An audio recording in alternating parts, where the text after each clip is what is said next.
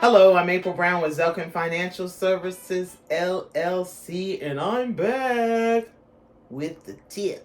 Today's illuminated point. So, I recently read an article, and the article was so fascinating to me that I just had to come back and speak on it. So, I'm titling this Solo in Your 50s. Whoop, whoop. That's right, because I'm solo. I'm single and I'm in my 50s. And so, reading the article, a couple of things jumped out at me, but basically, it talked about being 50 something and single and what it meant. And so, this is a fun fact. I thought it was pretty interesting. Anyway, 13% of the US population actually happens to be single and in their 50s. Did you know that? So apparently the number is growing. Well, give and take the fact that people can't stay married, now just vote rates 55, 6%, somewhere in there. But anyway, okay, I'm not going to talk about that. However, it got me to thinking about being single and 50 something, which, like I said, I am, and what that means. Just kind of, and just kind of really mulling the article in my head and what I thought about it. However, I'll say this. There were two takeaways for me, and there were two things that just really jumped out overall in reference to the article. And the first one is creating some kind of plan, some kind of medical event plan. So if you have a medical event, you have a plan in place. As a single person, I think that's important. And then the other piece, or the second takeaway from me, was how important my community, that are family and friends, are to me. One of the things I'll tell you my story. So why it got me to thinking about those two takeaways in particular was because I remember the first time I ever traveled outside the United States.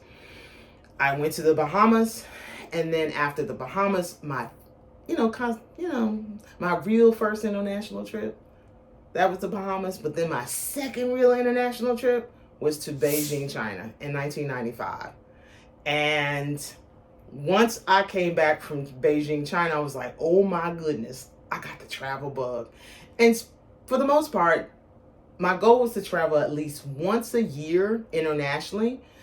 And if I couldn't, at least 2 years, every 2 years. But I was trying to do it once a year. And so I got to go a lot of places and see a lot of different things. And, hell, I took world history, world art history. And I just remember going to a couple of places and actually seeing the artwork in person.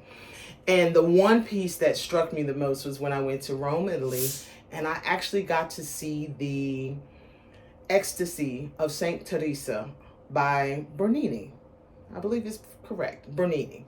And so, amazing sculpture in person, but it was at this kind of off the beaten path church. It was so incredibly beautiful.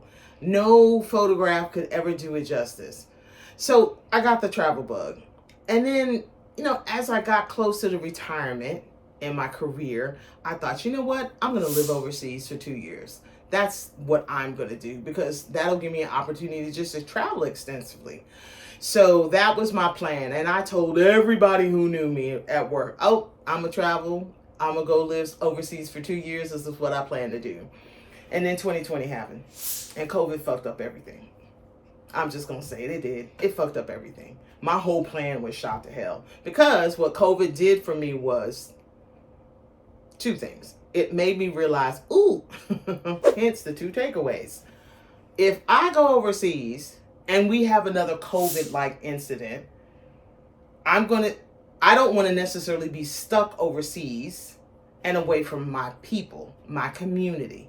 So if I should have a medical event and somebody's got to come get me, that means they got to come get my stuff and me. And I know my people. They're my friends that are like, listen, girl, we love you, but we're not coming to get your shit and you too. That's a lot. And so if everything shuts down and locks up, yeah, you're not going to be able to take my stuff. So I had to have a different game plan.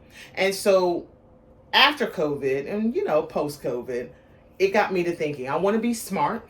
So if I want to live overseas, I've got to be smart about how I do this.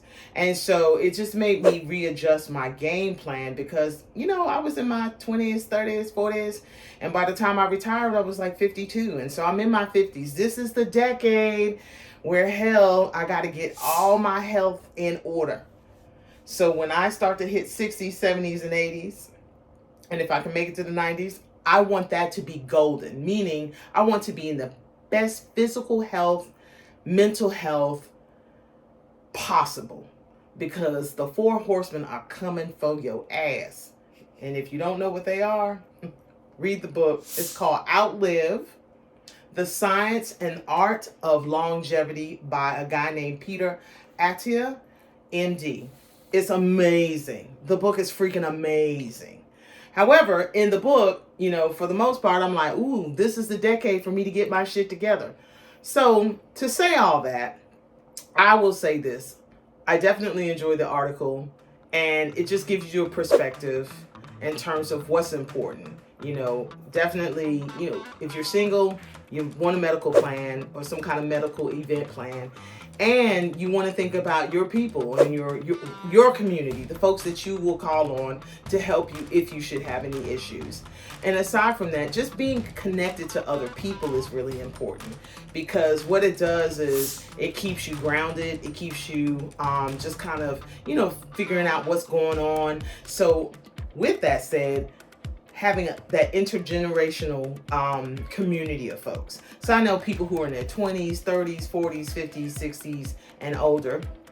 And just being able to be in community and being in their company and just hearing their perspective, talking about different things, what they've seen, what they haven't seen, it's all important.